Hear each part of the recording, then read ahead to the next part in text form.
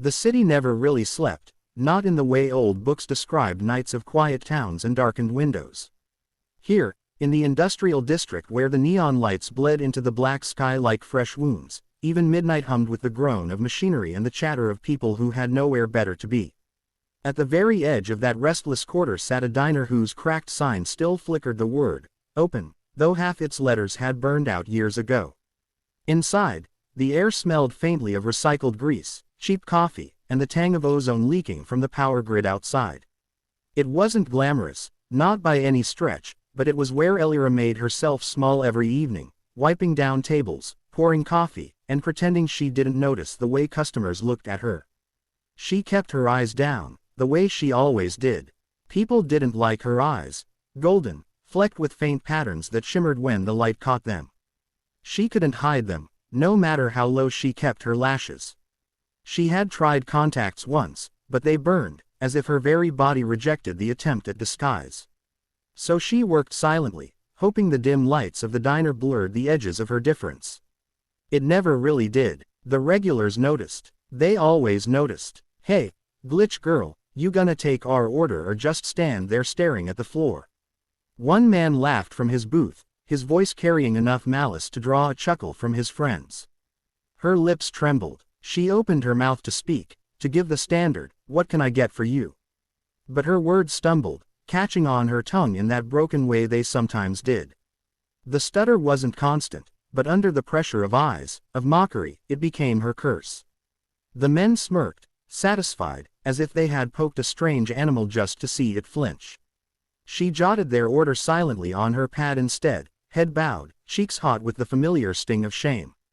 The kitchen window buzzed as she slipped the ticket through. The cook, an old man with gray stubble and more patience for machines than people, barely glancing at her. That suited her just fine. She returned to wiping down a counter that was already clean, her reflection distorted in the steel, golden eyes like two alien suns glaring back at her. She wished she could turn them off, wished she could be invisible. It was just another night, the kind that passed in tired repetition, until the door chimed. She looked up only briefly, out of habit, and saw a family step inside. A tall man with weary shoulders, a woman with a warm but tired face, and between them a little girl clutching a toy rabbit. They slid into a booth near the window. The man picked up a menu with disinterest, the woman busied herself with adjusting the girl's coat, but it was the child who stared. Lira felt the gaze before she dared meet it. Children stared sometimes. At her eyes, at her stutter, at the way she always seemed slightly out of sync with the world around her. Usually it made her shrink further, a reminder that even innocence recognized her strangeness. But this was different. The girl's stare wasn't cruel or curious. It was wide-eyed, reverent almost, like she was seeing something that filled her with wonder. She approached cautiously, pen in hand, pad at the ready. What can IGG get you tonight?" she asked, her voice small, bracing for the familiar wince people made when her words faltered. But the little girl leaned forward before her parents could answer. "You're glowing," she whispered, as though sharing a secret. Lira froze, the pen trembling in her hand. The parents looked up, confused. "Leora, don't bother the waitress," the mother chided gently. "She's just trying to do her job." "No, really," the girl insisted, her eyes fixed on Lira's arms, her throat, her face. "She's glowing. Can't you see it?" The father chuckled, shaking his head. Kids and their imaginations. But Lira's blood ran cold. She pulled back slightly, pen scratching across the pad as she scribbled their order without asking further. The words the girl had spoken echoed too close to the truth. Glowing. She had spent years hiding that light, the faint circuitry woven beneath her skin, buried deep but never gone. Most people couldn't see it. Most people wouldn't even believe it if they could. But this child, this ordinary little girl with her stuffed rabbit and messy braids, looked at her as though she saw past every layer of disguise. Lira delivered the order to the cook quickly, her hands shaking, and busied herself with refilling sugar jars just to keep moving. But she could still feel the child's eyes on her, watching, unblinking, as if fascinated by something no one else in the diner noticed. When the food was ready, she carried it carefully to the booth. The plates rattled faintly against the tray, betraying her nerves. She set them down one by one, murmuring the dish names softly. The parents smiled politely, distracted by their hunger, but the girl leaned closer again. "It's beautiful," she said with absolute conviction, eyes shining. "Like stars under your skin." Elira's throat tightened. She wanted to snap, to hush the child, to demand she stop seeing what no one was meant to see. But the words caught in her mouth, tangled with the ache of years of silence. Instead, she muttered a strained, "Enjoy your meal," and hurried away before anyone else could hear. From the far side of the counter, she risked a glance back. The family ate quietly now, the parents absorbed in their plates. But the girl, Lira, was still watching. Not with judgment, not with the mocking laughter of the men at the other booth, but with a quiet certainty, as though she had uncovered a secret treasure. Lira tried to bury herself in tasks for the rest of the night, wiping down the soda machine, stacking cups, sweeping the corners where dust gathered, but every time she lifted her head, the little girl's gaze found her again. It unnerved her, but beneath the unease was something else, something she hadn't felt in a long time, a fragile thread of hope. Someone had seen her, truly seen her, and instead of recoiling, they had called it beautiful. She didn't know whether that made her feel more terrified or more alive. When the family finally rose to leave, Lira kept her distance, pretending to be busy with the register. She heard the door chime, the murmur of voices fading into the night. She let out a long, shaky breath, relief washing over her like cool water. But as she turned, her eyes caught on something small and soft left behind in the booth. The little girl's rabbit. Lira picked it up gently, the fabric worn but loved, and in that moment she knew their paths would cross again. Because no matter how much she wanted to remain invisible, the girl who had seen the light beneath her skin had left behind a piece of herself, as if marking the beginning of something Lira had spent her whole life avoiding. For the first time in years, Lira didn't look down. She looked toward the door, golden eyes catching the neon glow, and wondered if maybe, just maybe, her shame had been hiding something the world wasn't ready for. The rabbit sat on the counter long after the family had gone, its fabric ears drooping, its button eyes staring blankly at the buzzing neon sign beyond the diner's windows. Lira turned it over in her hands, thumb brushing the seams where the stitching had been mended again and again. It wasn't just a toy, it was something a child carried everywhere, something loved. She imagined the little girl realizing it was gone, panic rising in her small chest, tears swelling in her eyes. Lira should have run out after them, called into the night, but she hadn't. She had stood frozen, her mind racing with fear. Not because of the rabbit, but because of the girl who had seen too much. That night, when the diner closed and the cook shuffled out muttering about the cold, Lira lingered. She placed the rabbit carefully in her locker, locking it away as though it were a dangerous artifact. As she walked home through the smog-choked streets, she couldn't shake the girl's words. Glowing, stars under her skin. Nobody else had ever described it so simply, so innocently. Most would call it freakish, mechanical, wrong. But that child had said it like a blessing.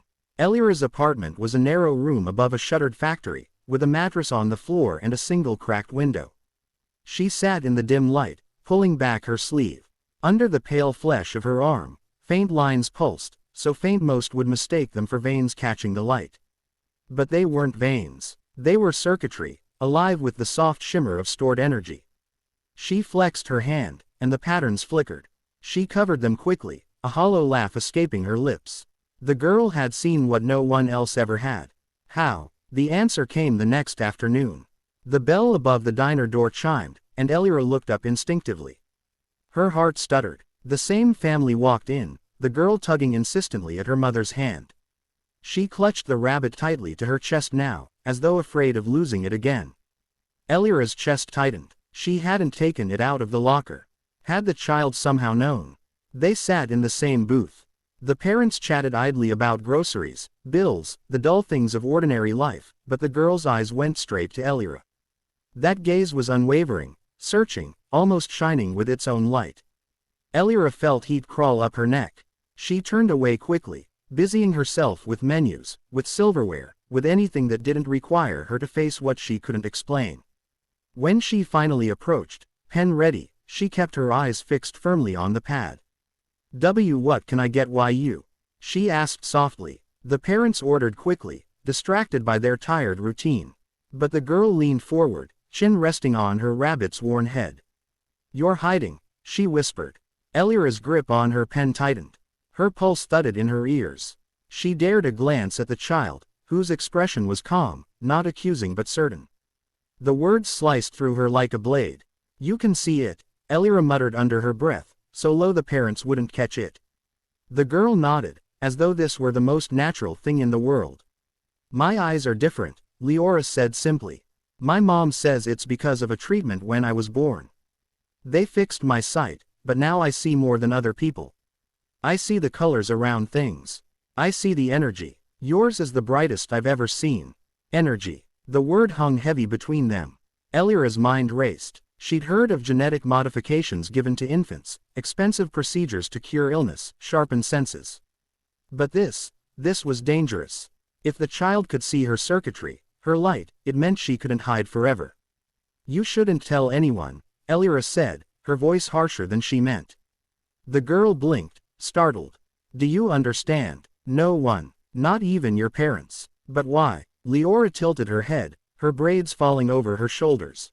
"It's not bad. It's beautiful." Elira wanted to laugh, to cry, to scream at the absurdity. Beautiful. Nobody had ever used that word for her truth. She leaned in, lowering her voice. "Because people don't understand. They don't like what they don't understand. And if they find out, they'll take me away. You don't want that, do you?" The child hugged her rabbit closer, eyes wide now with something like fear. She shook her head. "No, I won't tell. I promise." Elira exhaled shakily, straightening, pulling herself back into the role of the quiet waitress. She scribbled the order, walked to the kitchen, forced herself into routine. But all the while she felt the girl's eyes on her, burning with that strange mixture of innocence and certainty. As the days passed, the family returned again and again. It was always the same booth, always the same small smile from Lira that said, "I see you," even when no one else does. Elira found herself both dreading and longing for it. The girl asked questions when her parents weren't listening. Did it hurt? Could she turn the glow on and off? Was it like the stars she'd seen in storybooks? Elira deflected as much as she could, but a piece of her softened each time. For so long she had lived like a shadow, unseen, unacknowledged. And now, here was someone who looked at her as though she were more than human, not less. One night, after closing, Elira stepped outside and found the girl waiting by the curb. Her parents were still inside, paying the bill. Lira's rabbit dangled from one hand, her other hand reaching toward Elira's arm. "Show me," she said softly. Elira glanced around the street, heart hammering. Anyone could see, but the street was empty, only the buzz of a faulty neon sign across the road filling the silence. Slowly, hesitantly, she rolled up her sleeve. The circuitry beneath her skin shimmered faintly in the darkness, threads of light pulsing like a heartbeat. Lira gasped, eyes wide with awe. "It's like a galaxy." For a moment, Elira forgot the fear. She forgot the shame. In that child's wonder, she saw not a curse but something miraculous. She quickly covered her arm again as the parents emerged, unaware. The girl only smiled knowingly, her secret safe between them. But as Elira walked home later, unease returned. If the girl could see, could others too? What if someone else with similar vision noticed? What if the wrong eyes found her glow? She pulled her coat tighter, scanning the alleys for shadows that lingered too long. She had lived in fear for so many years, and now that fear was sharpening. Because secrets never stayed hidden forever. And this little girl, with her open eyes and open heart, had seen more than anyone ever should.